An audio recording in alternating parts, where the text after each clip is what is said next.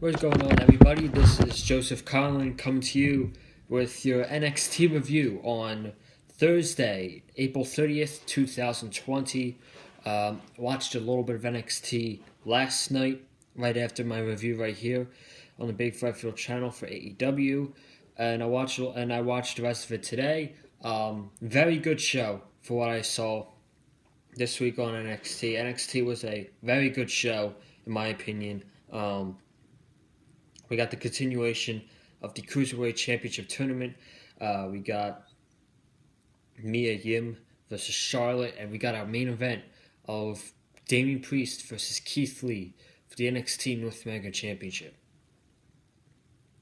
So, we'll talk about it all today here on the Big Fight Field channel.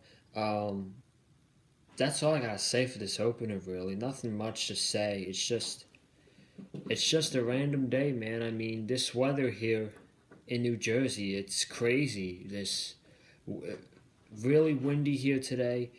Power was out for about an hour, and it just came back on literally 5 minutes ago when I was getting ready to do this. But thank God it came on, because I wanted to do this and talk NXT with you guys. So, without further ado, let's start the NXT review.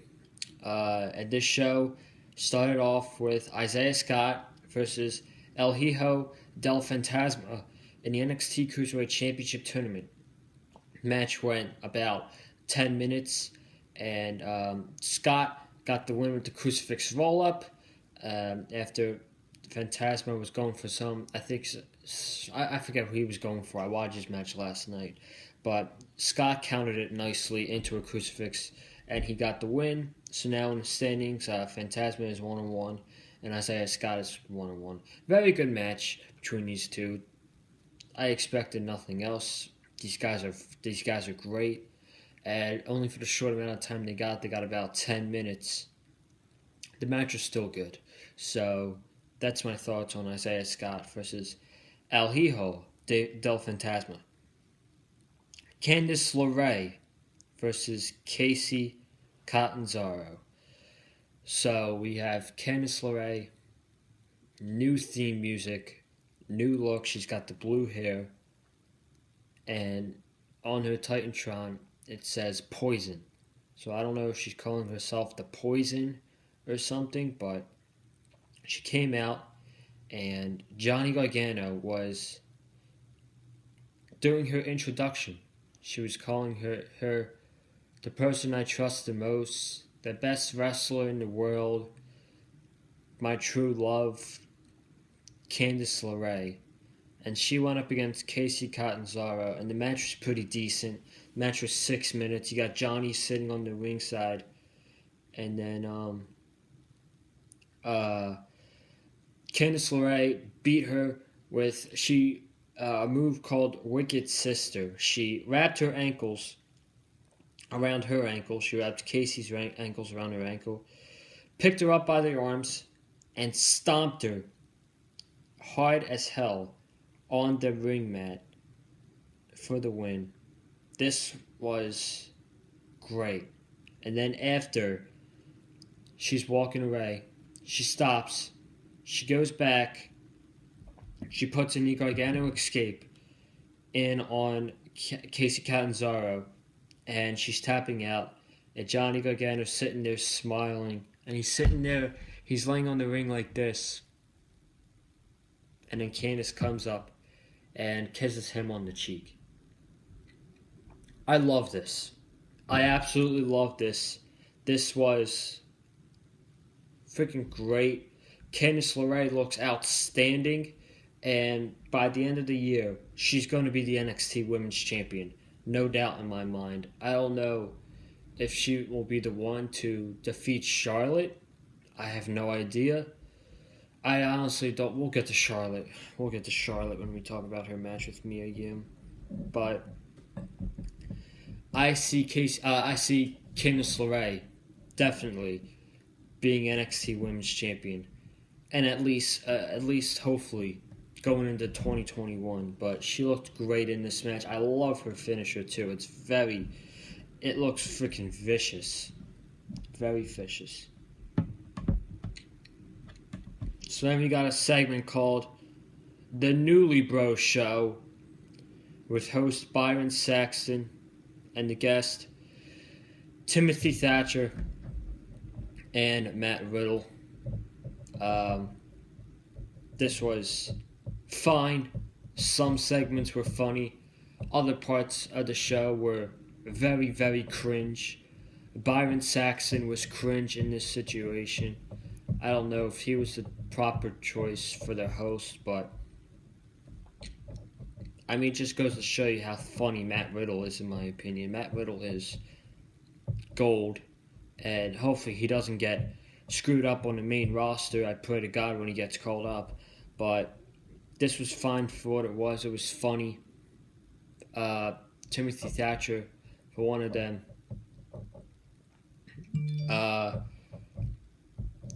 Byron Saxton asked him if he owned a television, and he said price is too big. And Matt Riddle wrote price is too big, and the answer was correct, and Thatcher was all confused.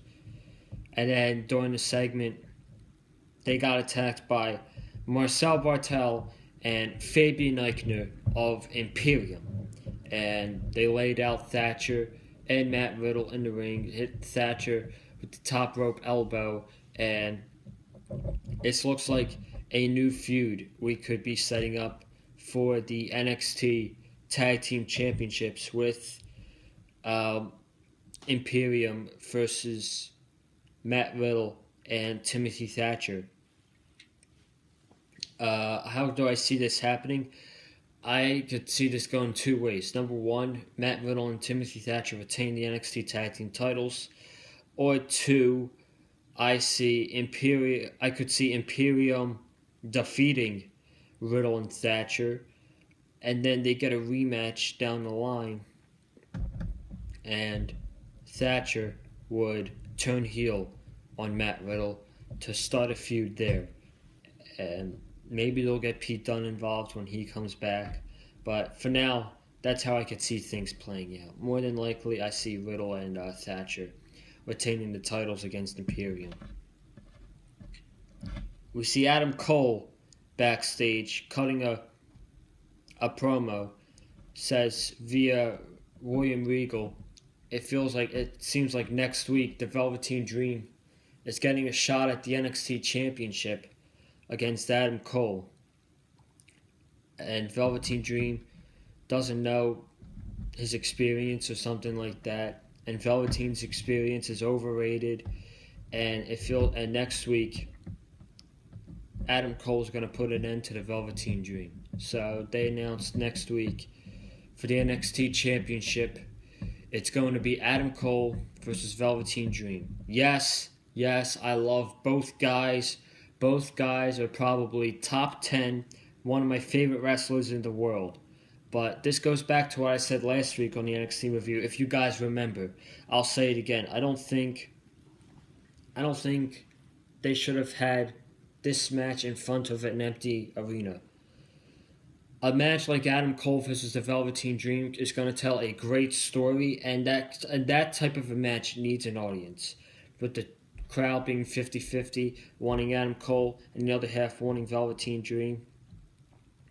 That match on a big stage like an NXT Takeover, even if they saved it for Boston in the summer, it would have been freaking gold.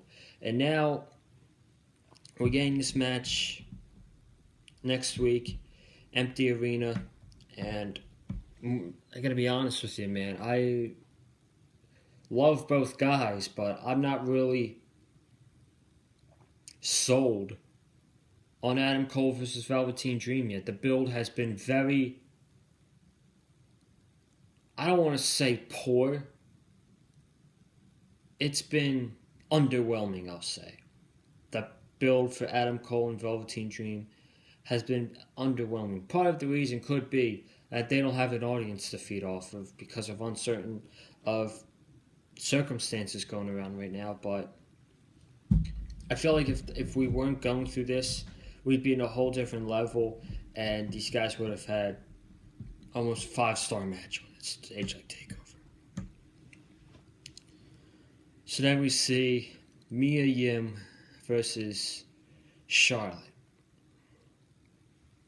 Now, I couldn't get myself invested in the match. One, because I already knew Charlotte was going to win. Two, because I don't care about Mia Yim. And the match was sloppy at points, but it got better at the end. I'll give him that. The match got better at the end. It got better like around the last, I'd say, 3 minutes or so. Mia Yim, man. I don't know what to say about Mia Yim. I want to get behind her. I've wanted to get behind her since she had her women's title match last summer at Takeover Toronto against Shayna Baszler, and that match was a dud. That match was a huge snooze fest, and I couldn't get myself into Mia Yim ever since that. And she's not impressive in the ring. She's very green, and I really don't know what her character is. So right now it's very hard to get into Mia Yim.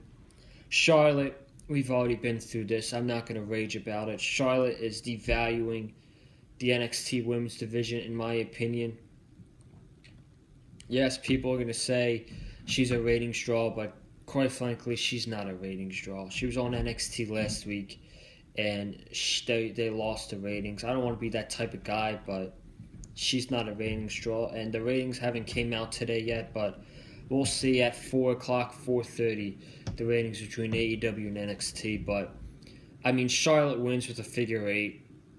I had a hard time getting into this, and I just couldn't get myself invested into Charlotte and Mia Yim. But then after the match, Io Shirai comes out, and she says, "Charlotte, next week, you're mine." So then we get the announcement of next week that Io Shirai will be challenging Charlotte for the NXT Women's Championship. I bet Io's going to lose that match as well. To add to the list of women Charlotte has beaten in NXT. We get a vignette for Karrion Kross. My bad, I was about to say Killian or something like that. I don't know. Karrion's his name. We get a vignette for Karrion Kross saying, "Time is up. It's past clock, and we will show up next week." So next week, Karrion Kross is making his debut on NXT. That should be great. I cannot wait to see Kross debut on NXT next week. Dexter Loomis versus Shane Thorne. This match went about 7 minutes. Dexter Loomis wins with a sleeper hold. And I love at the end how they have Shane Thorne trying to get out, and they zoom the camera in on Shane Thorne's eyes, and it's just him opening and closing and him fading as his eyes are open to Dexter Loomis. And I love the Dexter Loomis character. I really do. It's very unique. And what makes Dexter Loomis stand out is the solo stash. The solo stash from Dexter Loomis stands out a lot. And it's cool. We'll see what they have for Dexter Loomis next. Tony Nese versus Drake Maverick. NXT Cruiserweight Championship Tournament. This match was alright. It's just a decent match with Drake Maverick and Tony Nese. Drake Maverick got the win at the end with a top rope bulldog. I don't know why they would give the win to Drake Maverick when they haven't rehired him yet after his release. So Drake Maverick wins. This really means nothing. Drake Maverick is emotional. He said, "I did it. I beat Tony Nese, and Kushida is next." Drake Maverick is not going to beat Kushida, for one thing. And Kushida is more than likely going to who's he face next? Jake Atlas. Kushida is more than likely going to face Jake Atlas next week and probably defeat him as well. So that was that. That match was decent for Drake Maverick and Tony's, but I mean nothing too special. Out of the two Cruiserweight Championship tournament matches, I'd say the better one was Scott and El Hijo del Fantasma. Next week on NXT, we're getting NXT TakeOver Full Sail Empty Arena. It feels like we're getting a TakeOver at Full Sail next week in front of no fans with the pandemic going on. Velveteen Dream versus Adam Cole for the NXT Championship. Io Shirai versus Charlotte Flair for the NXT Women's Championship. Johnny Gargano versus Dominic Dijakovic, 1-on-1, and Karrion Kross makes his debut on NXT. Stacked show next week, man. Stacked show for NXT. Definitely be coming to a review next week for you guys with that. There's going to be a lot to talk about next week on NXT. Let's talk about the main event, man. Damien Priest versus Keith Lee for the NXT North American Championship. Now, I did take notes for this match, and I'm going to break down this match move by move. I didn't write down every move they did, but I'm going to break this match down by the details that I have right here on my notebook. Damien Priest and Keith Lee. Go over the notes, and then I'll give you my thoughts. So the first thing that I wrote was when the ring announcer was doing the ring introductions, challenger Damien Priest, champion Keith Lee. I said it felt depressing hearing the ring announcer announce Keith Lee and there'd be no reaction. Because before this whole thing started, Keith Lee was one of the most over superstars NXT had to offer. Maybe the most over NXT superstar on the NXT roster. So that's why I wrote that down. Well, here we go with the match. They both do mat wrestling, and then Lee hits a Dez press onto Damien Priest. Priest jumps off the second rope, and Lee gives him a huge forearm. Lee gives Priest another forearm, and this time, Priest is sent over the guardrail. This is very impressive right here. This is very, very impressive. So, Lee and Damien Priest are standing on the concrete side, outside the ring, past the guardrail. Lee picks up Damien Priest in a military position, and he throws Damien Priest onto the ring apron. That was very impressive for Keith Lee to throw a man like Damien Priest that far. That was unbelievable. Jesus Christ, it's windy outside today. Holy shit. Priest goes to slam Lee's head into the steel steps, but Lee counters. Lee then goes to spear Priest, but Priest moves, and Lee goes into a dive, and he goes to spear Priest. Priest moves, and Lee goes diving into the guardrail, and the guardrail goes flying. So then we go to commercial. Back from a commercial, Priest has a rest hold him. Lee then goes for a suplex. Priest counters and hits a neck breaker. They both hit a series of forearm shots to each other. Lee then picks up Priest and slams him into the mat. Lee then does a twisted tornado over the top rope onto Damien Priest. Now I want to stop right there because I forgot to mention something. Mauro Ronaldo was on commentary tonight. Beth Phoenix, they were doing voice record, and then you had Tom Phillips at the arena. So you had the three-man commentary booth with Tom Phillips, Mauro Ronaldo, and Beth Phoenix. Mauro was great, as always, but going back and forth between Mauro and Beth Phoenix, who was fine, and Tom Phillips felt a little odd for me, but I mean, overall, The commentary was still not bad for the evening. Nothing bothering for me, but I'm happy to hear Morrow's voice. Morrow sounded great throughout the entire night. Back to the match. Lee bounces off the rope twice and hits a huge clothesline, and Priest kicks out. Lee goes for a powerbomb, and Priest counters. Priest then hits a big Falcon Arrow onto Keith Lee. Ring-shattering Falcon Arrow. Priest jumps over the ring post onto Keith Lee. So he's on the other side of the ring. He comes running over, and he jumps onto Keith Lee. That was a holy shit moment, man.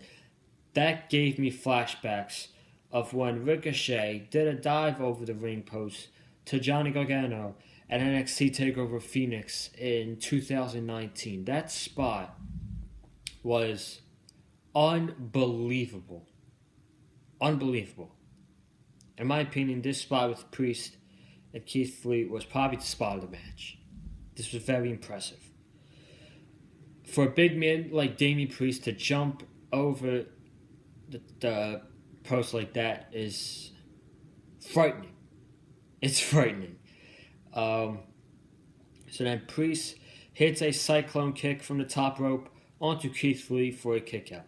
Priest goes for a chokeslam and Lee gives him a headbutt. Lee is on the second rope and he picks up Damien Priest, who is standing on the apron, for a ginormous suplex. And Damien Priest kicks out. This was another great moment of the match.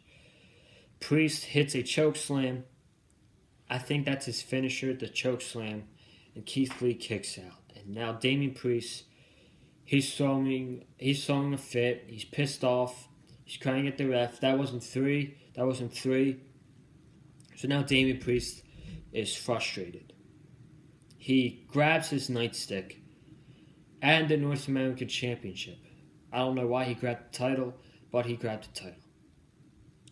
And he tries to go for the same spot he did last week, where he would hit the nightstick onto Keith Lee's neck. Keith Lee grabs his wrist, stands up, and he says, "I am limitless." Gives him Grizzly Magnum, picks up Damien Priest, gives him a spirit bomb. Ref counts one. Lee picks him up, gives him another spirit bomb. This time, ref counts 1, 2, 3, and Keith Lee retains the NXT North American Championship against Damien Priest. Great main event match right here with these two guys. Putting it out all on the line again. The spots they were doing with the over-the-top ring post dive, the throw onto the guardrail, and then the final spot with the nightstick. I loved it. It brought flashbacks to last week, and Keith Lee saw it coming. So he just grabbed the wrist, said, "I am limitless." Grizzly Mammoth, Spirit Bomb. Keith Lee retains the NXT North American Championship. I gotta admit, I kind of expected Damien Priest to win the North American Championship here, but I guess Triple H has other plans for Keith Lee. Maybe he's not dropping the title until we go back to having a full audience. Quite possibly could be that way. And we'll see who's next in line for Damien Priest. But overall, I thought NXT was a very, very good show this week. 2, we got AEW. That was a great show last night on TNT. And then we got NXT on USA last night, which was a really damn good show. So once again, Wednesday Night Wrestling was great last night. And Wednesdays are the best night to be a fan of pro wrestling. That's all I gotta say. And that wraps up the NXT review. I want to thank you guys for watching this video. If you haven't already, subscribe right here on the Big Fight Feel channel. Comment down below what you thought of this week's NXT. Good, okay, bad. Like I said, I thought this was a really good episode of NXT this week, headlined with a great North American Championship match with Damien Priest and Keith Lee. Like this video, we're with a super kick. You can follow me on Twitter at Conlon_Joseph. You can follow me on Instagram at Conlon_Joseph. And you can follow Eddie on Twitter at Eddie Mullins515.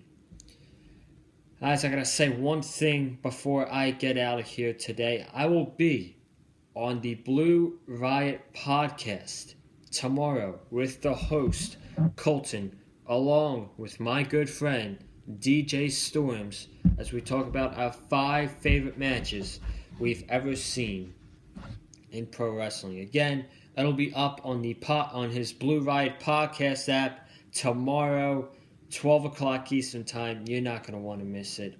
It's going to be me, Colton, and DJ Storms talking about our 5 favorite matches on his podcast. I'm getting out of here. I'll be back for SmackDown tomorrow night. Have a good night, guys. Stay safe.